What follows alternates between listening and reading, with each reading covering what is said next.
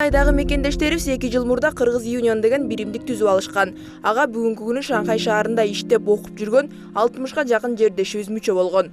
Бишкекте 3-августта чүкө боюнча эмелдеш болуп өттү. Бишкек шаарындагы кароосуз калган балдарды калыбына келтирүү борборуна Кытай мамлекетинде окуп иштеген кыргыз жаштары жардам берди.